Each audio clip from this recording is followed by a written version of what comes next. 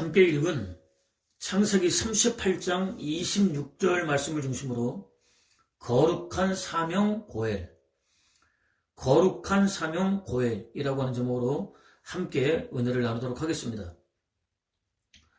곧 우리아는 다윗의 황금 시대를 펼쳤던 37명의 탁월한 장수들 가운데 한 명이었습니다. 정직했습니다. 충성스러웠습니다. 믿음직스러웠습니다. 온 이스라엘과 유다 군대가 야영 중입니다. 여호와의 법궤도 그곳에 있습니다. 제3관 요압 장군이나 왕의 부하들도 들판에서 진을 치고 있습니다. 저 혼자만 집에 가서 편히 쉬고 먹고 마시면서 아내와 더불어 밤을 지내라니요. 저는 왕의 배려와 명령이 아무리 지엄하다 할지라도 도저히 그렇게 할 수는 없습니다.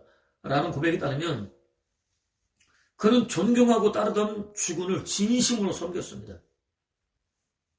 전쟁터에 나가 있었던 군대 장관은 물론 동료 군사들을 자신 이상으로 소중하게 여겼습니다. 그들을 외면할 수 없었습니다. 기름진 음식을 먹을 수도, 아내와 함께 편한 잠자리에 들어가서 즐길 수도 없었습니다. 특히 그는 여호와의 교회가 이스라엘 진영에 함께 머물고 있었다는 사실을 한순간도 잊지 않았습니다. 자신들이 치르고 있는 전쟁은 여호와를 위한 거룩한 전쟁이라는 사실 역시 마찬가지였습니다. 여호와께서 성민 이스라엘을 위해서 쉬지 않고 싸우고 계시는 상황에서 어찌 왕이 베풀어주는 호의를 냉큼 받아들일 수 있겠느냐고 고백할 수밖에 없었습니다. 진심에서 우러나온 충성스러운 고백이었습니다. 평소에 다윗이었다고 한다면 이쯤 되면 크게 감동을 받고도 남을 정도의 고백이었습니다. 더한 상을 베풀어 주겠다고 외쳤을 가능성이 높았습니다. 그날만큼은 달랐습니다. 현재 다윗의 가장 큰 관심사는 여호와의 영광이 아니었습니다. 나라와 민족의 장래도 아니었습니다. 자신이 저지른 파렴치한 죄를 우리아가 알 수 없도록 철저히 은폐하는 것이었습니다. 그러기 위해서는 그가 집으로 들어가야 했습니다. 아내와 동침해야 했습니다. 그렇지만 모두 다 수포로 돌아가고 말았습니다. 그 다음날도 역시 마찬가지였습니다. 포기할 수밖에 없었습니다.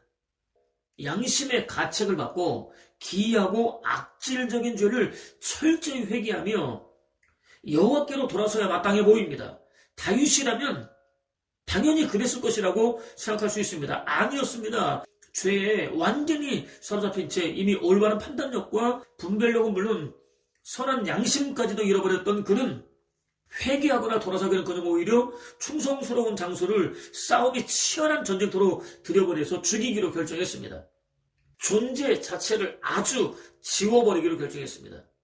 죄가 얼마나 파괴적이고 극단적이며 비극적인 결과까지 초래하게 만드는지 충분히 확인할 수 있습니다. 다윗은 우리아를 전쟁터로 되돌려보내면서 우리아를 가장 치열한 전투가 벌어지고 있는 최전선의 격전지로 앞세우고 나아갔다가 그와 그의 군사들을 그대로 두고 너희만 뒤로 물러가서 그가 맞아 죽게 하라. 그 과정에서 그의 부하 몇 명 정도는 희생이 되어도 괜찮다라는 내용의 편지를 손에 들려주었습니다. 군대 장관 요압에게 전달하라고 명령했습니다. 그는 자신을 죽이라는 내용이 담겨있는 줄도 모른 채 편지를 군대 장관에게 전달했습니다. 군대 장관은 대적의 성을 포위하면서 가장 강력한 용사들이 몰려있는 장소가 어디인지 찾았습니다. 그에게 최대한 성 가까이 진격하라고 명령했습니다. 전쟁에 등한 그가 너무 위험한 작전을 펼치려고 한 것은 아니냐고 말했지만 무시했습니다. 재차 가장 강력한 용사들이 지키고 있는 적진 깊숙이 성벽 가까이 들어가라고 명령했습니다. 함께 싸우는 척하다가 뒤로 빠졌습니다. 그가 휘하의 군사들과 함께 적들이 쏜 화살에 맞아 무참하게 죽는 것을 두 눈으로 똑똑히 확인했습니다. 그의 죽음을 즉시 다윗에게 알렸습니다. 소식을 들은 다윗은 크게 화를 냈습니다. 어찌하여 그렇게까지 성에 가까이 쳐들어갔었느냐? 적군이 성벽에서 화살을 쏘아댈 줄도 몰랐더냐라고 호통을 쳤습니다. 군대 장관 요압이 자신의 명령을 수행하는 과정에서 아끼던 군사 고무들까지 전사하였기 때문이었습니다. 이는 이스라엘 군대의 막대한 손실이었습니다. 화를 내는 것이 당연했습니다.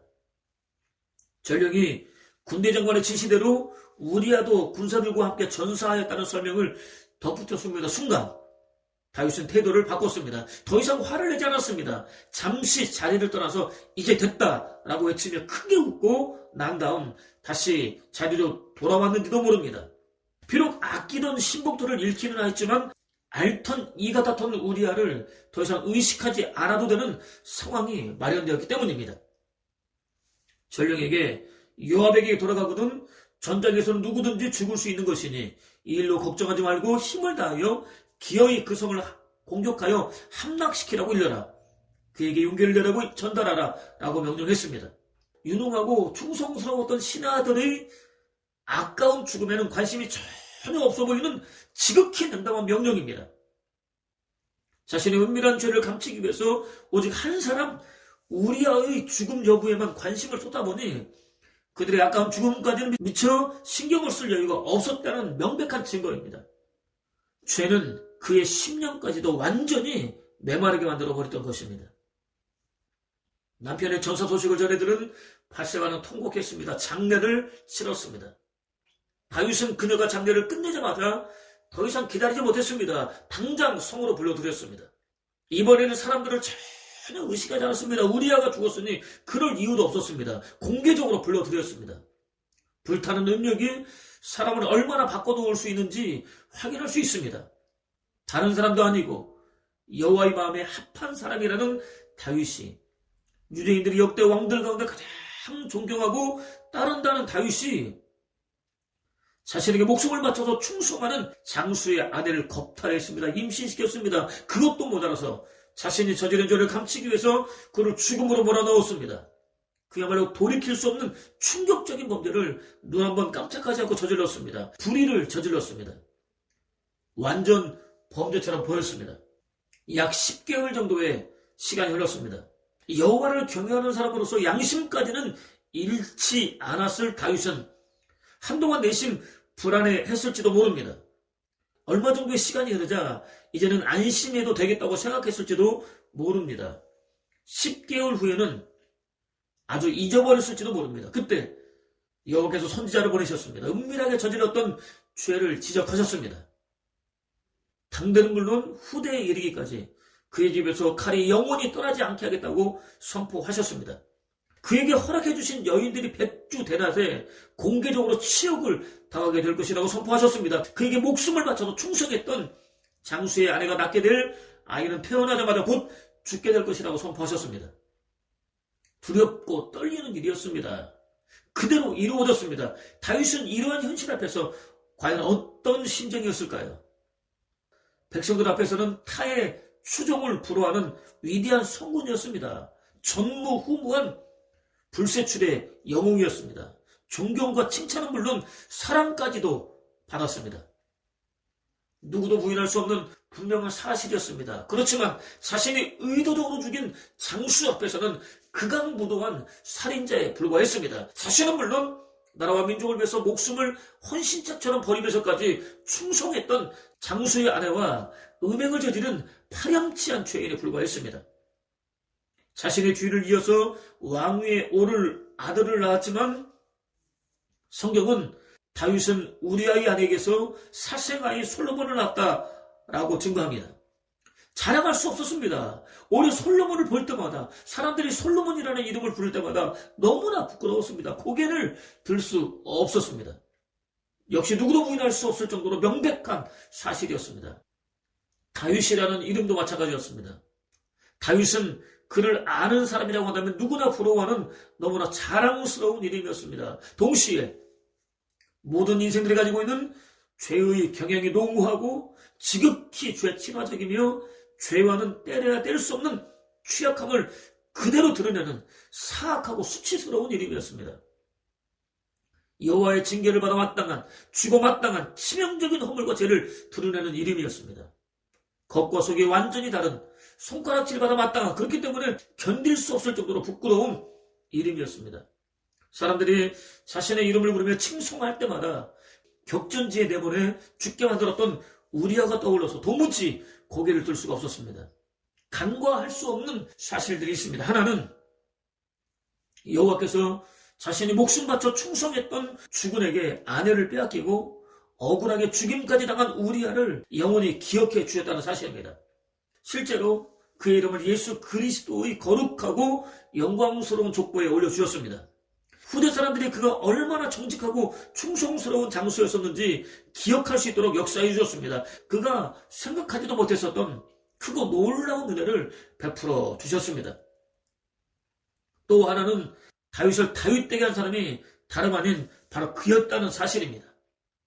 다윗은 이 사건을 통해서 자신이 모태에서 죄인으로 잉태했다는 사실을 깨달았습니다. 인기가 많다는 이유 하나만으로 자신을 죽이려고 혈안이 되어 있었던 사울 왕보다도 훨씬 더 악한 존재라는 사실을 깨달았습니다. 죄곤다 나 곧 죄에 불과한, 죄에 완전히 찌들어 있는 자신의 본질적인 모습을 정확하게 확인할 수 있었습니다. 비로소 상한 심령으로 여호와 앞에 나아가게 되었습니다. 밤이 새도록 눈물로 침상적시며 통곡하고 또 통곡했습니다. 철저하게 회개하고 또 회개했습니다. 군대가 진을 치고 애워쌀지라도 나는 조금도 두렵지 아니하리라. 군대를 몰아 달려들지라도 나는 마음속이 든든하리라. 여호와께 청하는 단 한 가지뿐인 나의 소원은 한평생 여호와의 성전에 머무는 그것뿐이라. 아침마다 여호와의 성전에서 눈을 뜨고 여호와를 뵙는 그것만이 나의 낙이라 라는 고백대로 이후 무수히 많은 환난과 시험을 당하면서도 평생 여호와를 떠나지 않았습니다. 심지어 가장 믿고 사랑했었던 아들 압살롬의 반역으로 목숨이 위태로운 심각한 상황에서도 마찬가지였습니다. 자신의 장래를 여호와께 온전히 맡겼습니다. 자신이 유일한 목자로 섬기는 여호와께서 허락해 주시는 더할 나위 없는 기쁨과 즐거움과 위로와 평강을 풍성하게 누리며 살았습니다. 허물과자로 죽은 인류 구원을 위해서 하늘의 높은 영광을 버리고 낮고 천한 세상에 당신을 나타내신 예수 그리스도의 육신의 조상으로 우뚝 설 수 있었습니다. 여호와께서 창세전부터 구상하시고 의도하시고 작정하셨던 자신의 본래적인 모습으로 거듭날 수 있었습니다. 하나님 나라를 이루는 거룩한 초석이 될 수 있었습니다. 이렇게 육신적으로는 너무나 억울하게만 보였었던 우리아의 죽음은 결단코 헛되지 않았습니다. 자신을 향한 여호와의 창세전 작정 또한 온전히 이루어드릴 수 있었습니다.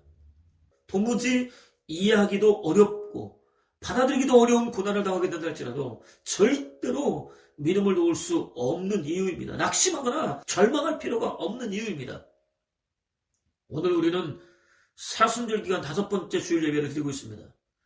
예수 그리스도께서는 허물과대로 죽은 저와 여러분을 영원한 죽음과 저주와 꺼지지 않은 불과 유황이 타고 있는 지옥 불구덩이로부터 건져내기 위하여 당신을 친히 내려놓으셨습니다. 말로는 도무지 다 형용할 수 없는 영적, 정신적, 육체적인 고난을 당하셨습니다. 십자가에 못 박혀 죽으셨습니다. 당신을 향한 아버지 하나님의 창세전 작정을 온전히 이루어 드리셨습니다. 그렇다면 오늘 저와 여러분은 과연 어떻습니까?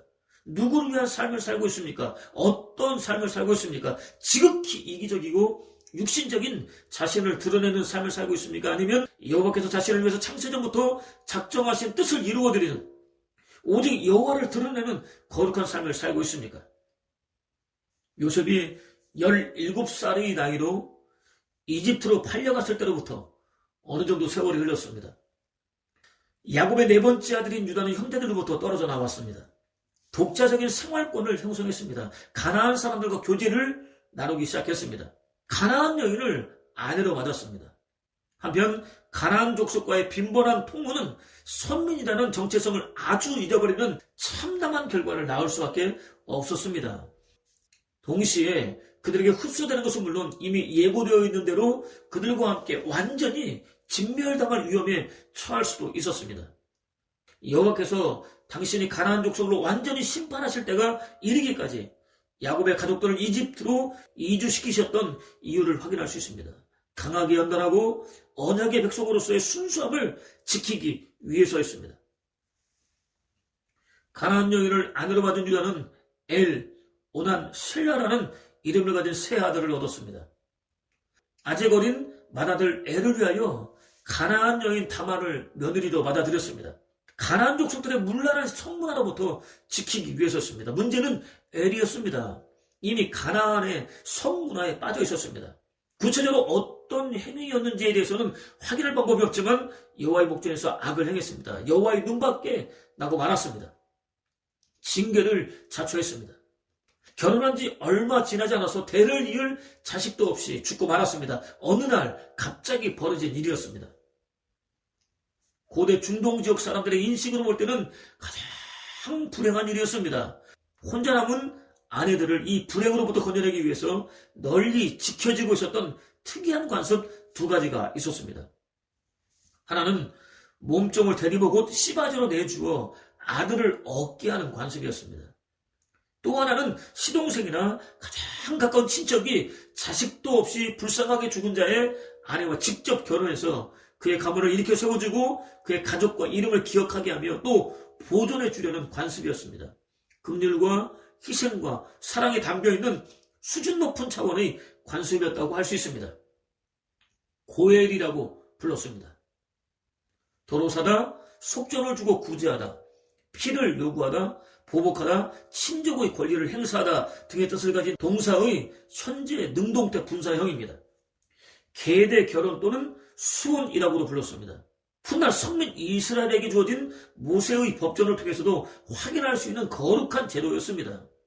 신약의 관점에서 볼 때 예수 그리스도의 거룩한 희생을 통한 인류 구속 곧 구원과 밀접하게 관련되어 있는 제도라고 할 수 있습니다. 이 제도를 통해서 태어난 아들은 법적인 상속자가 되었습니다. 죽은 아버지의 모든 권한을 공식적으로 물려받을 수 있었습니다. 혹 기업 물을 자가 자신에게 주어진 의무를 행하기 싫을 때도 있을 수 있었습니다. 이때 남편을 잃은 여인은 성문곁에서 재판하는 장로들을 찾아가서 기업 물을 자가 자신의 의무를 행하지 않는다고 호소했습니다. 기업 물을 자가 장로들의 집요한 설득에도 불구하고 여전히 자신의 뜻을 굽히지 않으면 남편을 잃은 여인은 장로들의 면전에서 공개적으로 그에게 다가갔습니다.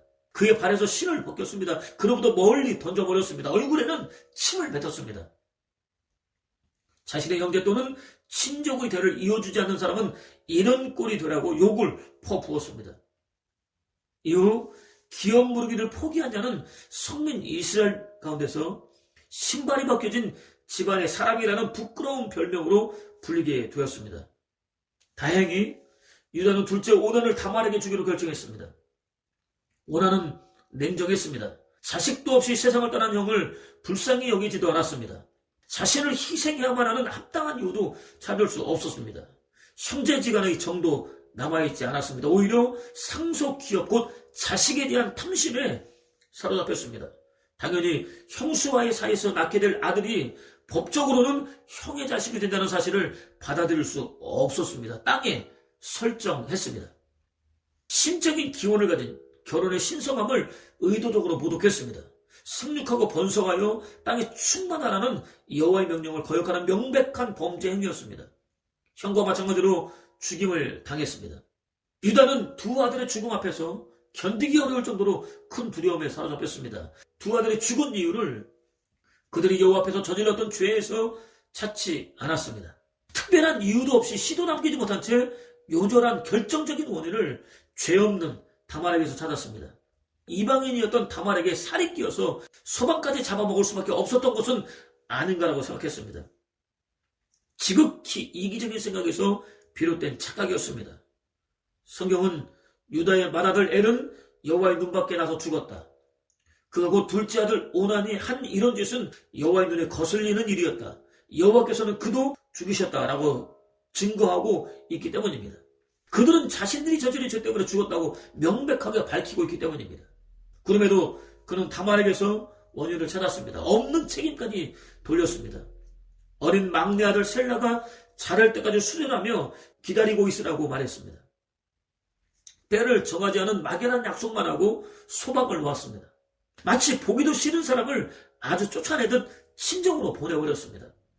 셀라를 주지 않으려는, 아니 셀라만큼은 살려보겠다는 마음을 노골적으로 드러냈습니다.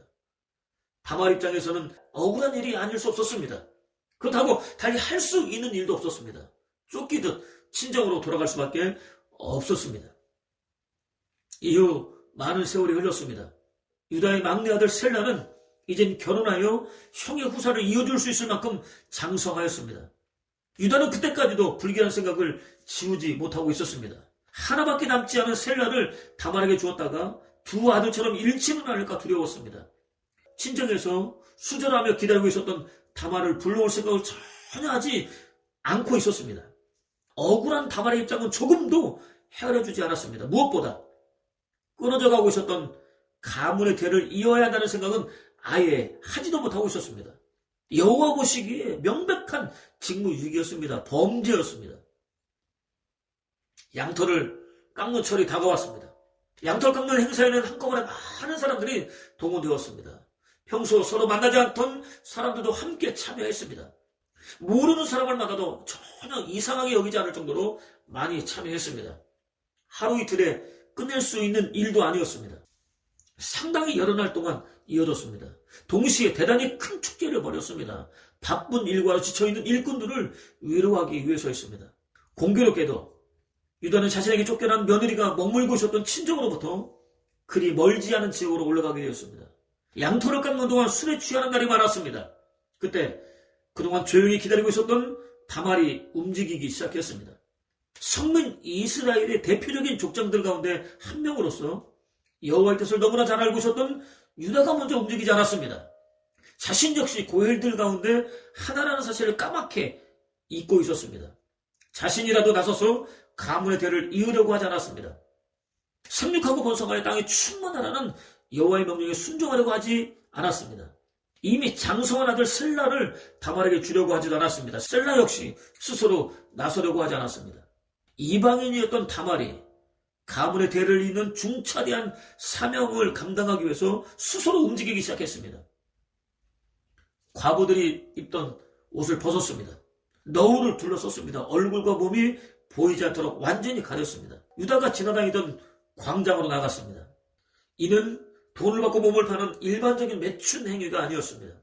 고대 가나안 지역의 여인들이 결혼하기 전 자신이 섬기는 신과 하나 되기 위하여 정조를 바치던 종교 행위였습니다. 다만은 이 종교 행위를 빌려서 자신을 창녀로 착각하는 유다를 유혹했습니다. 대취하여 이성과 양심이 흐려져 있었던 유다는 다말의 유혹에 그대로 넘어갔습니다. 함께 쉬었다 가도 되겠느냐고 물었습니다. 몸을 허락해달라는 뜻의 완곡한 표현이었습니다. 그녀는 자신과 함께 쉬어가는 대가로 얼마를 주겠느냐고 물었습니다. 유다가 염소 새끼 한 마리를 보내주겠다고 대답하자 좋다며 자신이 염소를 받을 때까지 저당 잡힐 물건을 달라고 요구했습니다. 확실한 증거물을 남겨두어서 훗날을 대비하려는 치밀한 계획에서 나온 의도적인 요구였습니다. 유다는 어떤 물건을 주면 되겠느냐고 물었습니다. 그녀는 끈달린 도장과 평소 들고 다니던 지팡이를 달라고 요구했습니다. 도장은 소유자의 신분과 권리를 나타냈습니다. 당시에는 각 개인이 기본적으로 가지고 다니던 휴대폰이었습니다. 손가락에 낄 수 있는 반지 형태와 목에 걸 수 있는 원통 형태의 두 가지가 있었습니다. 지팡이는 꽃이나 짐승들의 모양을 새겨놓은 지극히 개인적인 장신구였습니다. 부족을 상징하는 일종의 식물처럼 어디든지 항상 들고 다녔습니다. 다말은 주인이 유다라는 사실을 가장 확실하게 입증할 수 있는 물건으로 반지와 지팡이를 요구했던 것입니다. 유다는 전혀 망설이지 않았습니다. 아니 정욕에 불타고 있었던 유다는 더 이상 지체할 마음의 여유가 없었습니다. 얼마 후 염소 새끼와 맞바꿀 수 있다는 계산에 이르자 선뜻 내주었습니다. 반지와 지팡이를 받은 다말은 시아버지와 잠자리에 들었습니다. 신인 하빌이라는 가나안 사람들의 종교 의식을 빌려서 시아버지와 더불어 오직 단 한 번의 성행위를 견뎌냈습니다. 반지와 지팡이를 받아두기는 했지만 실제로는 어떤 대가도 요구하지 않았습니다. 반지와 지팡이는 자신이 낳게 될 아이의 아버지가 누구인지 공개적으로 입증하기 위한 방편이었을 뿐 처음부터 염소 새끼와 맞바꿀 마음은 아예 갖지 않고 있었습니다. 유다와의 동침 이후 자취를 완전히 감춘 것을 통해서 충분히 확인할 수 있습니다. 그녀는 이렇게 기울어져 가고 있었던 유다 가문을 일으키기 위해서 자신을 기꺼이 희생했습니다. 한 가문의 여자로서 남편의 대를 이어야만 한다는 무서운 집념을 당당하게 드러냈습니다. 자신에게 주어진 의무를 애써 외면하고 있었던 유다의 자세에 대한 일종의 자고책이었습니다. 그렇다고 무조건 받아들일 수만은 없습니다. 기독교 윤리적인 측면에서 볼 때는 엄연한 간음죄에 해당하기 때문입니다. 명백한 근친상간의 범죄에 해당하기 때문입니다. 그러나 기억하십시오. 가나안 출신이었던 다말의 입장에서는 지극히 자연스러운 종교 의식이었습니다. 전혀 문제가 되지 않았습니다. 오히려 옳았습니다. 의였습니다. 반면 유다는 여호와의 사람이었습니다. 의미도 전혀 달랐습니다. 끓어오르고 있었던 정욕을 참지 못했습니다. 창녀를 통해서라도 해결해야겠다고 나섰습니다. 부인할 수 없는 명백한 매춘 행위였습니다. 불의였습니다. 다말의 입장으로 옳았습니다. 유다의 입장은 틀렸습니다. 다말에게는 자신이 섬기는 신에게 충성하는 행위였습니다. 유다에게는 여호와의 신성을 모독하는 파렴치한 행위였습니다. 다시 한번 더 확인하고 또 반드시 마음에 새기고 기억해야 하는 너무나 중요한 사실이 있습니다. 다말은 젊은 과부로서 끓어오르는 육체적인 정욕을 도무지 견딜 수 없어서 지나가던 사람을 붙잡고 정을 나는 것이 아니었습니다. 친정에 머무르는 동안 자신이 몸을 담고 있는 가문이 신발이 벗겨진 집안이라는 곧 주어진 사명을 아무렇게나 팽개쳐버린 부끄러운 집안이라는 수치와 오명을 벗을 수 있는 방법이 무엇인지 생각하고 또 생각했습니다. 자신을 기꺼이 희생하기로 결정했습니다. 유다에게 고엘의 사명을 감당하고 당당하게 요구할 수 있었던 사람이 오히려 유다를 위해서 스스로 돌이키기 어려운 부끄러움을 무릅쓰고 고엘이 되기로 결정했습니다. 특히 다말은 자신의 고엘이 되어줘야 할 사람들 가운데 한 명이었던 시아버지 유다로 말미암아 임신했습니다. 가문의 대를 이을 수 있는 준비를 끝마쳤습니다.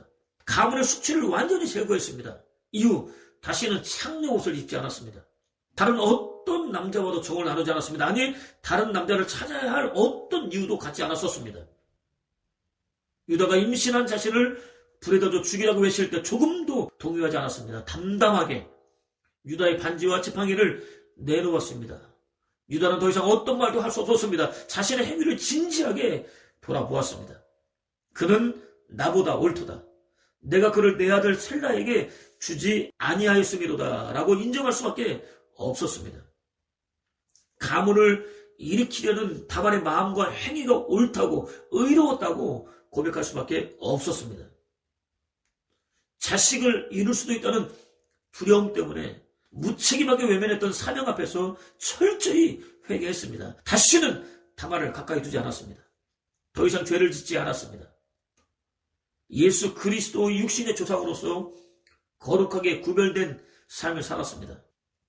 비록 부끄러운 일이기는 하였지만 유다가 여호와께서 작정하신 유다가 될 수 있었던 것은 다말의 희생 때문이었던 것입니다. 드디어 해산을 위한 진통이 본격적으로 시작되었습니다. 그때 비로소 쌍둥이를 임신했다는 사실을 알게 되었습니다. 손이 먼저 툭 튀어나왔습니다. 사마는 즉시 손에 붉은 줄을 메었습니다. 장자라는 표시를 해두었습니다. 장자를 중요하게 여기는 히브리인들의 정서를 확인할 수 있습니다. 놀랍게도 먼저 나왔던 손이 도로 들어갔습니다.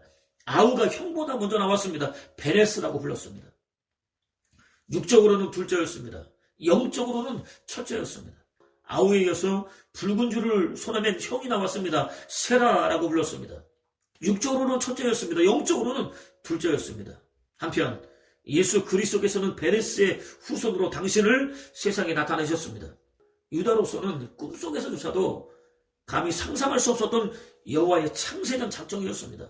감히 바랄 수 없었던 놀라운 섭리였습니다. 더할 나위 없이 풍성하고 놀라운 은혜였습니다. 그런 며느리 다말과의 폐류를 통해서 출생한 아들이었기 때문입니다.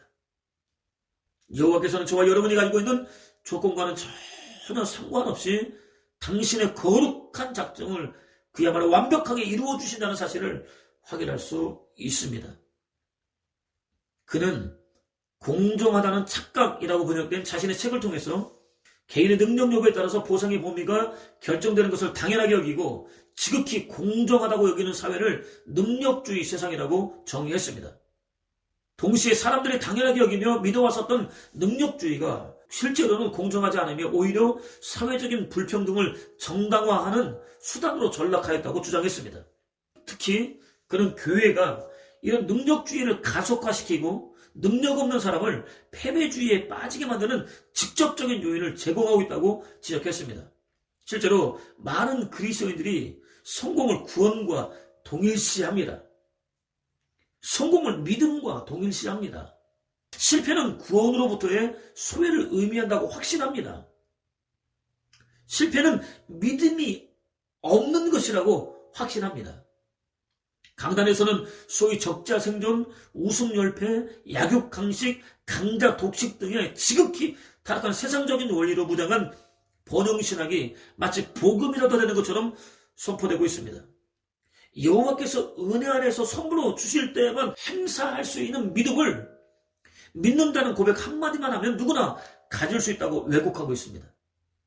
믿기만 하면 누구나 다 자신이 원하는 만큼의 부와 명예와 건세와 건강을 얻을 수 있고 아울러 더할 나위 없이 풍성하게 누릴 수 있다는 무분별한 약속까지 남발하고 있습니다. 그야말로 우스운 말장난에 불과한 절대로 복음이라고 인정할 수 없는 기상천외한 메시지들이 쉬지 않고 선포되고 있습니다. 그 결과 많이 가졌다는 이들은 자신의 믿음을 확신합니다. 자신의 능력을 과신합니다. 떠벌리며 자랑까지 합니다. 반면 가지지 못한 이들은 자신에 대한 가진 자들의 왜곡된 판단과 불공정한 처사의 한마디 항변도 제대로 내놓지 못한 채 자신의 무능력을 탓합니다. 무기력한 하루하루의 삶을 살아내고 있습니다.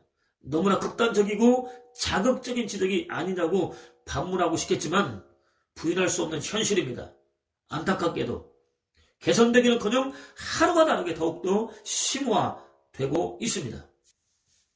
물론 해결책이 아주 없는 것은 아닙니다. 하나는 신현제도입니다. 이 제도에 따르면 신현이 도래함과 동시에 잃어버렸던 땅과 집과 몸을 돌려받습니다. 모든 것들을 함께 나눕니다. 모든 사람에게 새롭게 출발할 수 있는 기회가 주어집니다. 자기 부인과 거룩한 희생이 요구됩니다. 여호와께서 값없이 부어주시는 은혜 안에서는 얼마든지 가능한 일입니다. 하나님의 교회가 은혜를 추구해야 하는 이유입니다. 그때 비로소 세상은 공정한 사회가 될 수 있는 것입니다. 또 하나는 고엘 제도입니다. 능력 있는 친족이 삶의 자리가 위태로워진 친척의 손해나 빚을 대신 감당해주는 제도입니다. 이 제도를 통해 아주 무너질 뻔했던 유다 족속이 회복되었습니다. 위기에 빠졌던 엘리멜렉의 집이 회복되었습니다. 다윗의 가문으로 이어졌습니다. 예수 그리스도의 탄생으로 이어졌습니다. 스스로 유다의 고엘이 되기를 마다하지 않았던 다말의 희생이 있었습니다. 스스로 루스의 고엘이 되기를 마다하지 않았던 보아스의 희생이 있었습니다. 허물과대로 죽은 인류의 고엘이 되기를 마다하지 않으셨던 예수 그리스도의 거룩한 희생도 있습니다. 오늘 하나님의 교회를 외면한 채 떠나고 있는 무수히 많은 사람들이 저와 여러분을 통해서 보고 싶어하는 바로 그 모습입니다. 그렇습니다. 세상은 저와 여러분이 일방적으로 쏟아내는 말을 더 이상 듣고 싶어하지 않습니다. 자신들을 바꾸겠다고 달려드는 교만한 모습에 진절머리를 내고 있습니다. 벽돌을 한 높이 쌓아 올린 웅장하고 화려한 예배당이 아니라 교회 안에 가득 채워진 안락한 각종 편의시설이 아니라 널찍한 주차장이 아니라 온갖 달콤한 미사역으로 채워져 있지만 실제로는 메말라 있는 설교가 아니라 자신을 부인하고 기꺼이 희생하는 거룩한 삶을 보기를 원합니다. 지극히 많은 손해가 주어진다 할지라도 비록 당장에는 손가락질과 함께 오해와 따돌림을 받게 된다 할지라도 필요를 가진 이들에게 자신을 기꺼이 내어주고 희생하는 거룩한 삶을 보기를 원합니다. 희년과 고엘 제도가 가리키는 예수 그리스도 한 분만 드러내는 거룩한 삶을 보기를 원합니다. 여호와께서 값없이 부어주시는 은혜 안에서는 얼마든지 가능한 일입니다. 자신을 철저히 부인할 수 있는 은혜를 구하십시오. 기꺼이 내려놓을 수 있는 은혜를 구하십시오. 그것을 통해서 고엘이라는 사명에 온전히 순종할 수 있을 뿐 아니라 자신이 속한 공동체를 거룩하게 회복하는 복된 삶, 무엇보다 세상 사람들로부터 당신이 옳다고 인정받을 수 있는 그 결과 그들을 하나님의 생명과 구원으로 이끌 수 있는 복된 삶을 사는 저와 여러분 되시기를 주님의 이름으로 축원을 드립니다.